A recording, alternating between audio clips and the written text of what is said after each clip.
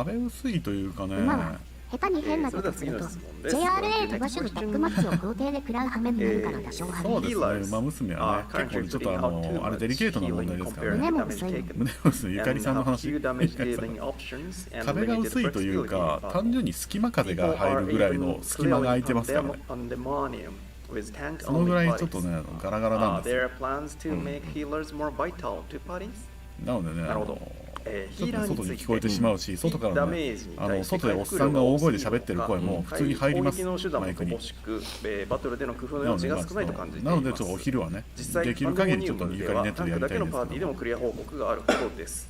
ヒーラーのカエルとか必要度をトカゲが高める予苦情を入れて定があります。くるんですね。カエルはある。まずこれ毎拡張ごとにそうなんですけど、カエルはありますやっぱりこうトカゲは喋らないからないんだよ毎拡張をスタートして最初のレイドって正直難易度的にはかなり優しめに作ってます。それはそう受ける非夏とかね全体ダメージ量もすごい裁判そうだしでセーフって判定出たとはいえデリケートす必要ぎてとされる新しい競馬ゲーシリーズ出ないんだぞ。パーティー DPS っていうのもそうなんだダビースタリオンか普段のレイドに比べれば下げてつけてます。これはね毎拡張一緒。ダビスターは私やったことないけど、ウ Right, so I want to emphasize ィ that ニングポストでしたっ we've け？ done ウ the same ィ as ニン we グポス did ト in 新しいや every つ出ます previous ね。 expansion here, and ウ that's ィニン at グ the ポストはなん start か of the ウマ娘の expansion. 影 We 響 sort で of なんか pulled ね、 back その on 去 the 年出たやつ difficulty がす for ご the い売 raid り上げ in 伸びてる terms らしく of て、 damage taken なんかちょっと面白い話ですね。 and damage dealt and that sort ダ of ビスタ stuff. とウィポグ We ラ make し it か a 継 little bit 続して easier 出て so る as やつ many がい people る as んだ。 possible. まあですよね。どうしてもプちなレイヤーのみにウィニング皆さんってポストってどこなんですか？あ、違う、ごめんなさい。ウィニング8.5.4で実装されたダビスタってど時のこなんですかね？そのエデンのウィニングポストあれ光栄なのは知ってるんですけども、まあ比較しがちなんですけど、超えてくる今回改めて超えてくるレベルキャップが上がダビスタってどこなんだろう？って新しいジョブが増えてってところなのでコナミじゃないナムコ一回難易度のイメージをリセットしてバンダイナムコ特に第1弾なので多くの人にクリアしてもらいたいっていうので敷地は下げてます。なので今後実装されていく第2弾第3弾っていうのはまただんだん難易度がプレイヤーの皆さんのジョブの使いこなしに合わせて上昇していくので、まあそういうサイクルを繰り返してると思ってどっちも有名だけど知らなかった。メーカー You're は私 probably わからないです comparing the ね。 raid as it is now to what you had in ウィニングポ 5.4. ストぐらいしか But そ you れ have こ to そわ remember かん that ない in な。 6.0 we added new jobs, and we're still わ balancing ざわざ things. We 気に want し to ない give っすも people ん a ね、メー chance カーね、正 to 直。 clear if they possibly can.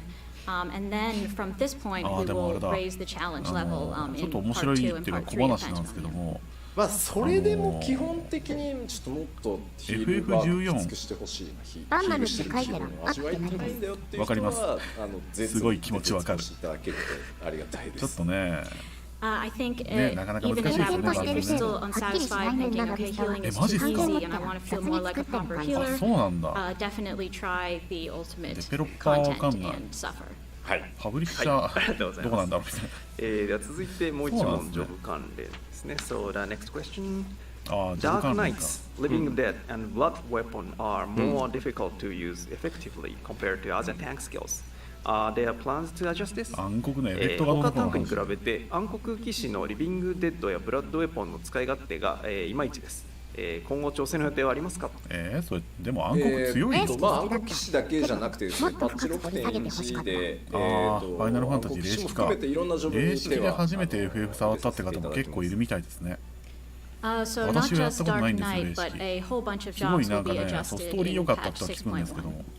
でまあ皆さんからのねフィードバックはかなりちゃんと見てますんで、それらを含めてできる限り要望にお答えできるようにね6.1していきたいと思ってます。ドラゴンクエストがフ We are looking ァイナル closely ファ at all of ン your ドラゴン feedback, クエストがスクエア and エ we'll ニックスだっ fulfill て as 知らな many かっ of た your 人も requests 結構 as い we てびっくりし possibly ました。 can in 6.1. FF のまあ今まさにFF14 で初めて MM を触るみたいな配信とか私いやそうそういるんですよ実際そういう方って。まあ何かしら手が入ります。はい。実際私何人かい We are ましたそういう definitely 方。 adjusting FF14 の moving 配信 that, 初見配信とかにお邪魔して you can wait and see how it 鹿 goes. なのでまあコメントをしてみたりするとやっぱゲームメーカーってやっぱほとんどやっぱ気にされない方がやっぱねいるみたいで、あと白魔導士っていうのももさすちろんがにファイナルファンタジーは知ってるけどドラゴンクエストってスクエニだったんだみたいなコメントされる方何人か見てきました。 We've also definitely seen your なので feedback ねやっぱ about ねゲームメーカ Machinist ー and ってやっ White ぱ Mage そこま that で you're having trouble right まあ at そ the の moment, 注 and 目 we さ are れるも working の on じゃな that, いんだ so なってい please うの wait ね just ち a ょ little っとそ longer. こでちょっとギャップというかジェネレーションギャップみたいな感じでシエルさん、ジェニックス時代の方かな。あまあ確かにね硬直を短くする対応は入れ基本知らないんじゃないですかやっぱり。まあそういうプレイフィールに関わると中学生までは仕方ないかもしれない。今回の 6.1 また大きなどのくらいの年齢の方かはさすがにわからないですしていけるので、で今日ここに挙げてない名前のジョブもいろいろやりますんで、大事なところ。吉田が言わなかったっていうとこ言ってこう黒い煙が最近出るってよく表現されるんですけど、いろんなジョブ手入れますんで、はい、なるほどねお待ちください。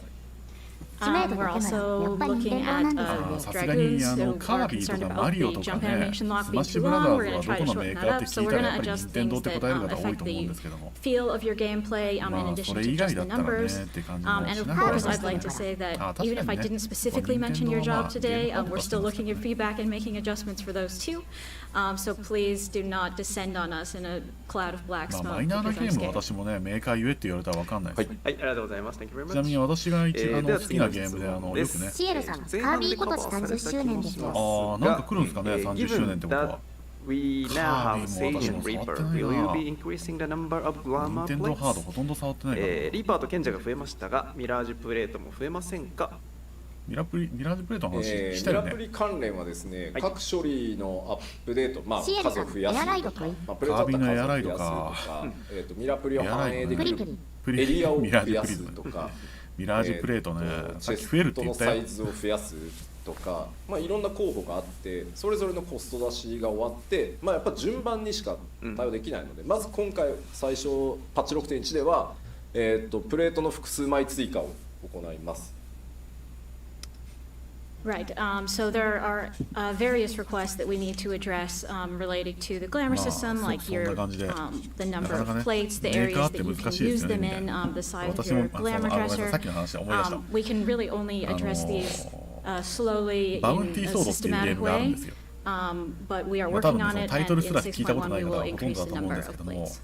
バウンティーソードのね、何大人私は知ってるからなんですけども、言っても答えられない方が多分99割だと思うんですね。何とも言えないですけど、それなりのちなみに枚数スーパーファミコンの時代のゲームです。増やせてるんスーパーファじゃないかなミコンの時代のとは思ってます。ゲームで、プレイステーションでも出てました。 The amount of plates people PlayStation で want リメイク to とその increase 2が by 出た sort かな。 of differs by person. I can't リ tell メイ you クっていうかまあ exactly リマス how ター many み we're たいな adding, の but が I think it should 移 be 植出たんです。 sufficient. そう、 for メーカーどこ the って言われ time ても絶対答えられないです、皆さん。でちなみにパイオニアですまあ、それを第一弾としつつ、そうクソ地味ですクソ地味けどね、良かったんですよね。ボックスの中に幻影としてパイオニア LDC みたいなに関しても大きく引き上げようとしてますし、出してたんだみたいなね。パイオニアっそてれらあと着音楽メーカー替えられるですね。反映できる場所を増やしたいあれはとか、それらいろいろ今やってますので、面白いですね、順次結構。スケジュールが一応今でいうリアルタイムストラテジーみたいなゲームなんですけど、少人数5人くらいでやるリアルタイムストラテジー。していきますよということだけをお伝えしております。結構 And ね、 yes, we 先 are 進的 definitely で、ただね、 increasing ス how トー many リーがね、結構面白かったんですよ pieces you ね can。store まあ、 in 中 your 二病入ってる dresser のは中 and 二病入 how ってるんだ many けど、 places you can use these plates. あんまりね、So when we can fit them in the schedule 臭 starting in すぎない感 6.1, じ we の will なん be か中 adding 二病 more 感がね、個人 features. 的には良くてね。はい。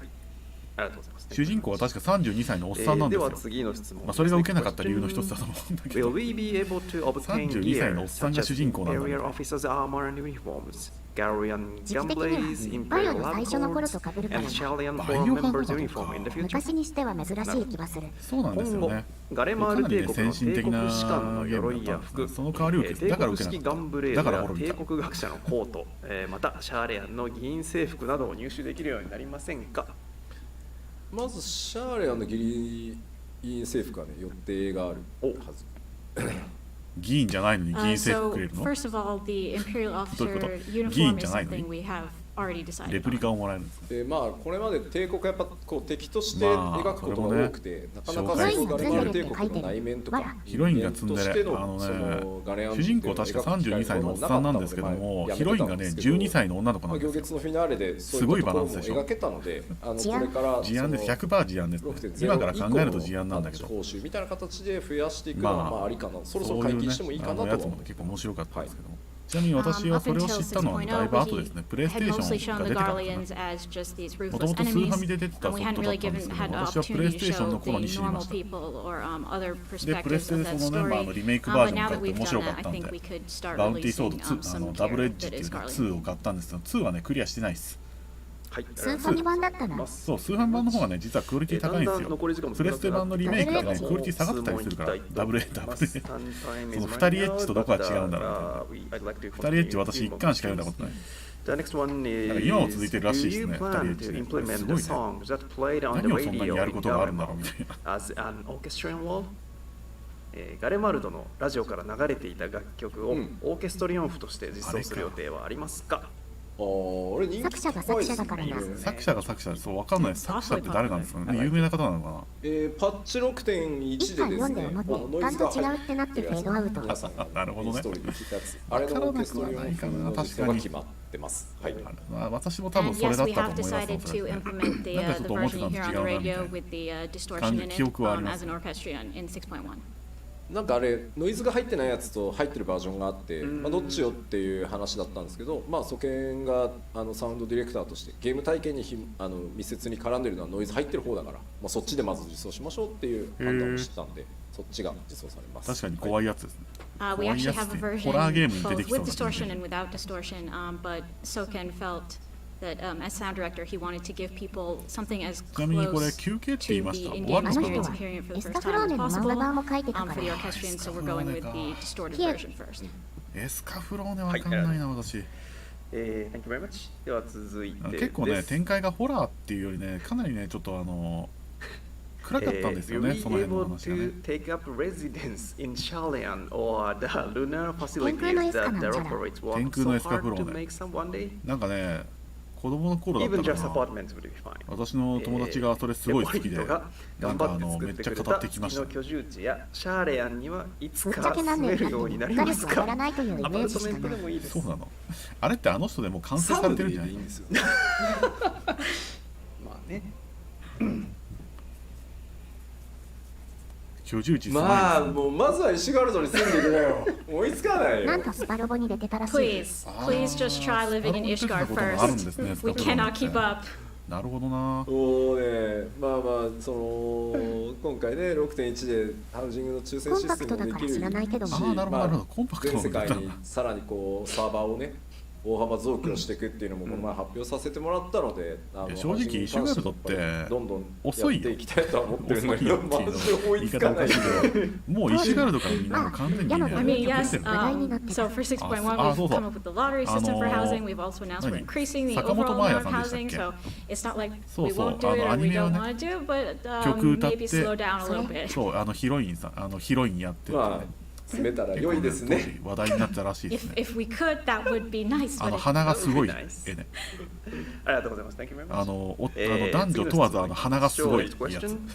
Will you add minions 鼻わらわら for そう Emet 鼻がすごいや Hades and Xenos？エメトセルクやハーデス、ゼノスのミニオンは実装されますか？ここは何度か言ってる通りやっぱり役目を終えてないキャラクターっていうところに関しては僕が全権指揮取ってるところでもあって、アニメ版のデザインはキャラクターのミニオンを出す猪俣睦美さんのはず。あそうなんですね。行月まで猪俣さんなんだ。ありかなとは思ってます。最近もう書かれなくなってません？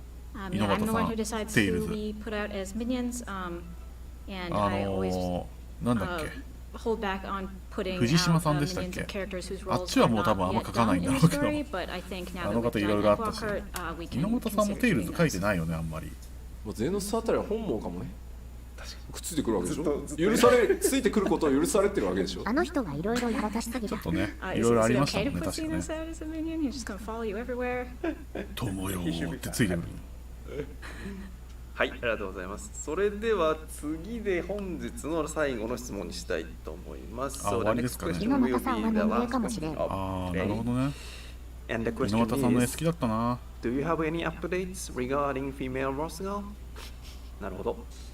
ロスガル女性について何かアップデート情報はありますか？テイルズのイメージしかないそういえ。ばそうですよね。言うて僕らようやく行列出したばっかなんだよ今。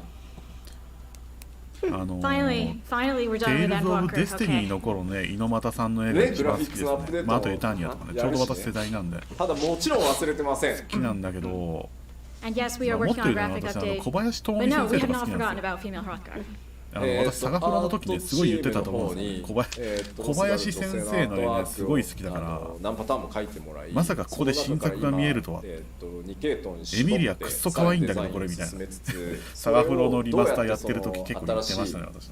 キャラクタークリエーション、ああいう絵描かれる人いいっすよね。なんだろう、仕様設計していくかっていうところ自まで分じゃ描けないから今来てるので、見るだけだったらすごいいい。実装するとなるとね、まだ時間はかかりますが、着実に進んでます。So right now we've had the art team draw a variety of styles for possible female Frothgar designs. We've picked 2 of them, and we're currently thinking about how those would look and what adjustments we would have to involve in putting those into character creation. So obviously it's going to be some time before we can actually implement them as a race. But we are working and we are making progress. まあ本当にやるのっていうコメントもありますけど、やるって言ったらやりますよ。People are saying, are you really going to do it though? And if I say I'm going to do something, I will do it. だってやるって言ったんだ。個人的にの方さん Said は I do サイ it. バーのイメージが強いな。サイバーなんだ。なんか使う人少ないんじゃないっていうコメントもあるんですけど、僕はねもうここまで来たらね多いとか少ないんじゃないと思うんです。全種族がそれぞれ平均的に人気になるのとなくて。やつがいるんですけども、その女性バージョンを作るってなったらどういう風になるんだろうって。その体型的に似たような感じだったら私全然聞かれないんですよ。それをもうちょっとなんかこうねっていう。その世界に多様な種族、見た目を持った人たち、それから内面の個性を持ったさまざまなプレイヤーがいるっていうことが世界の広がりをすごく感じられる、まさしく一人でもみんなでも遊べる RPG が目指すところでもあると思うので、だから多い使ってる人が多いとか少ないとかもうあまり関係がないからここまで来ると思ってるので、まあきっちり実装していくつもりではあります。そのロリケモなら私全然使ってもいいよ。ロリケモなら使っていいんだけどな。多分そのまあその種族に合うのにアバターね、青いやつね。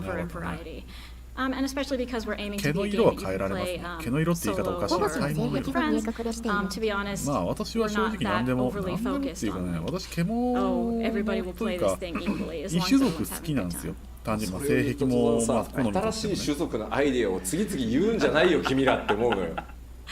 And of course, because I said that, now そうそう everyone 私 is coming out with their すごい好 ideas きな for んで new すよ。 races we should add. Please, please ここで no. 言うことかっていう話なんですよ。私、イスクレビアーズってその天原先生が書いてるね、その原作の方も好きだし、漫画の方も好きなんで、アニメも見たんですけども、やっぱね、一族キャラクターが好きなんで、ビエラの女性を有力人ちゃんファイナルファンタジー14の種族実装を最後にしたいって思い出していただきたい。